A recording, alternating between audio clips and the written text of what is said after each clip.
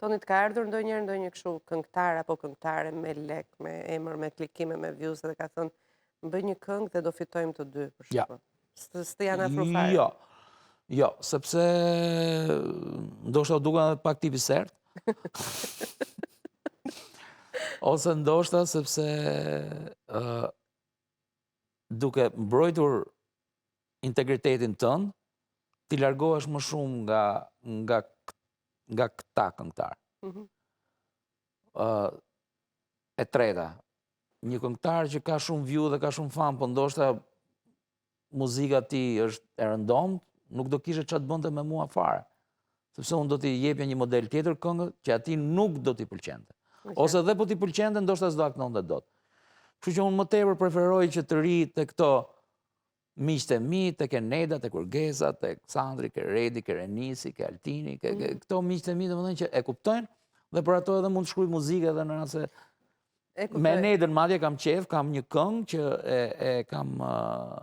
ja kam bërë dikur dhe ne nuk e sosëm, po i kam dhënë fjalën që këtë vit do ja mbarojmë patjetër. Me tarifën. Me tarifën, po e kam shumë shoqe dhe dua shumë. E përshëndes sepse edhe unë kam mikesh edhe është vërtet shumë mirë ta kesh afër Enedën. Patjetër. Ke ndonjë kështu për shembull, dëgjon ndonjë zë dhe thua sa gjyna gjithë ky zë po shkatrohet këtu për shembull. Ka artistë të tillë që të vjen keq, të rinj ndoshta që Po. Po, më vjen keq, në përgjithësi më vjen keq, sepse dëgjoj shumë jo vetëm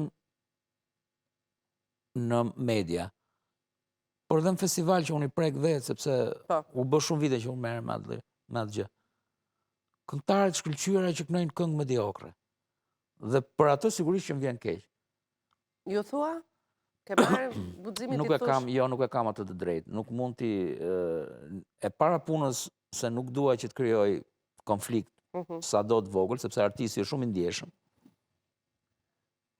Dhe e dyta që në momentin që e rëndësishme është kjo që po të them, ne me vite me radhë kemi shkatruar institucionin e kritikës. Në Shqipëri nuk ka institucion kritike të artit. Nuk e di që bëhet me politikën e me që ka kritik të jashtëzakonshëm, panelist, por me artin e kemi shkatruar institucionin e kritikës. Dhe në momentin që institucioni i kritikës nuk ekziston, unë nuk mund t'i flas asaj këngëtare ose këngëtari që ti, për mendimin tim, po harxhon kohën kot duke bërë gjëra të tilla. Sepse pse?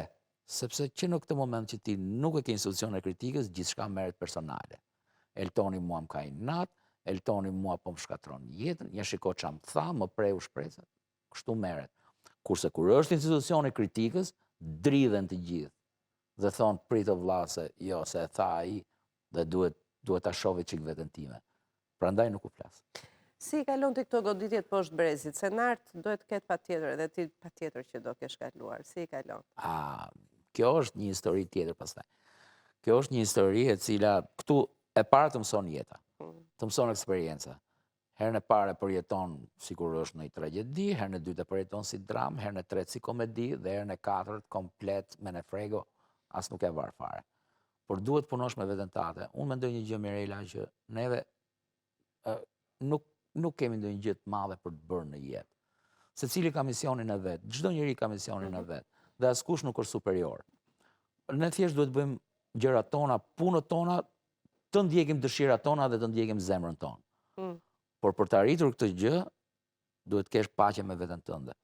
Pa bërë paqe me veten tënde, pa pranuar veten tënde në radhë parë dhe pastaj të fillosh të merresh me të tjerët, nuk e gjën vi. Kështu që unë kam bërë paqe me veten time, kam pranuar me defekte, me të mira, si jam, i shoh gjërat si i bëj. Në rast se i bëj gabim, gjën e parë që kërkoj llogari, kërkoj vetes time, nuk i them tjetrit e ke bërë ti gabim. Shoh ke vetja ime, kam bërë një gabim, kështu që në momentin që unë bëj diçka, jam i sigurt për atë. Në momentin që kam bërë paqe me veten, më goditet në brez, as nuk më interesojnë fare. As nuk më, edhe po të më dëmtojnë në jetë, unë gjërat e mia nuk i kam varur kur tek njerëzit e tjerë, po vetëm te vetja ime. Në rast se unë nuk arrit do të bëj diçka në jetë, dhe ky nuk është problemi të tjerëve, është problemi im. E kuptoj. Kështu që goditet në brez nuk ekzistojnë më për mua fare. E kuptoj.